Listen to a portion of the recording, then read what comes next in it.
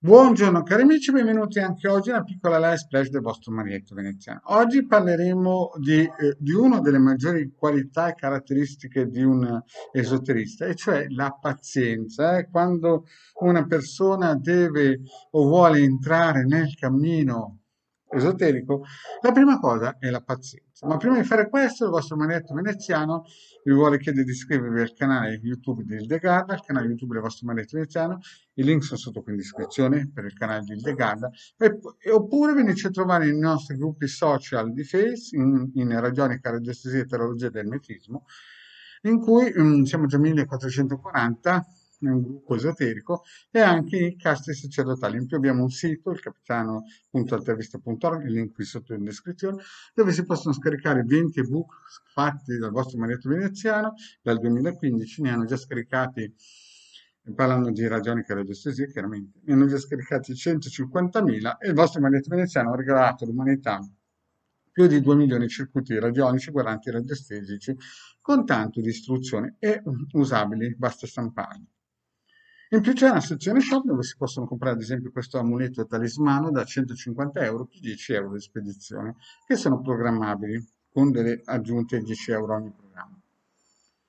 E c'è altro materiale di Hildegard Manettorietà. Vi ricordo anche che questa sera, che è lunedì, alle 21:30 nel canale di Hildegard abbiamo i sibili interattivi gratuiti. Bene, partiamo un po' col discorso della pazienza, perché quando uno si approccia all'esoterismo, l'ho detto tante volte, ci si avvicina, se non è per canone, ci si avvicina perché si è tentato a bussare tutte le porte dell'avvocato, notaio, dottore, psichiatra, psicologo, sacerdote, vescovo, forze dell'ordine di ogni grado, magistrato, insomma di tutto. A un certo punto si arriva, alla fine si bussa alla porta di un esoterista che si pensa sempre che sia il migliore, no? Perché chiaramente si cerca la via migliore. E molte volte però devo ammettere che gente che è arrivata da me aveva passato altri esoteristi che avevano promesso male molte. Allora, come sempre spiegato Marietto Veneziano, ci vogliono 9 lunazioni per qualsiasi rito operativo di separazione, di unione, di abbondanza, qualsiasi cosa, minimo 9 mesi, perché deve essere come un seme buttato in un campo, deve germogliare, deve uscire un bambino spirituale eterico importante. Certo, c'è chi promette 28 giorni di camminare sull'acqua, ma questo non è il caso della magia vera, no? Quindi, infatti, voi vedete che ci sono chiese di Stato che si perpetuano per millenni, eh? C'è la nostra chiesa di Stato attuale che dal 1500 tira e molla hanno cominciato ogni domenica a mettere le persone a perpetuare la loro egregora. Qualcosa vorrà pur dire, no? E tutte le religioni più o meno vogliono gonfiare le proprie egregore, però ci mettono tanto tempo, no? Quindi capite che il tempo ci vuole, il tempo è sempre galantuomo. Quindi le persone che si avvicinano all'esoterismo, no? La prima virtù è la pazienza. Pazienza, fatto il lavoro, no? Bisogna solamente aspettare che germogli, che prenda fuoco.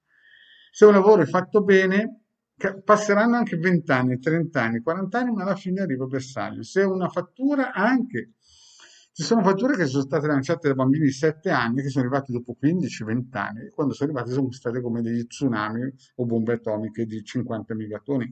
Cioè, quando arrivano, più tempo ci mette ad arrivare, quando arriva proprio una cosa devastante. Quindi, cari amici, vi ripeto, quando entrate nel mondo esoterico, non credete a quelli che vi dicono che dopo 7 giorni vi fanno camminare sull'acqua, che dopo 28 giorni vi riportano l'anima gemella, che dopo 28 giorni risuscitano i morti, insomma, che trasformano il vino in acqua, l'acqua in vino, oppure che vi promettono una settima dimensione, il salto quantico, tutte quelle cose lì sono New Age. Voi dovete capire che quando ci si avvicina all'esoterismo, quello vero, con la E maiuscola, bisogna entrare in punta di piedi, stare zitti e mosca e imparare a vedere, no, come evolvono i riti propiziatori lanciati. Questo è il più grande segreto che possa esistere, la pazienza, e lasciate stare il buonismo, la legge di attrazione, queste cose qui creano solamente, ve l'ho spiegato in altre pillole, delle cose negative da un'altra parte, no? Voi dovete essere giusti e pazienti. Bene, cari amici, grazie di avermi ascoltato e alla prossima, ciao.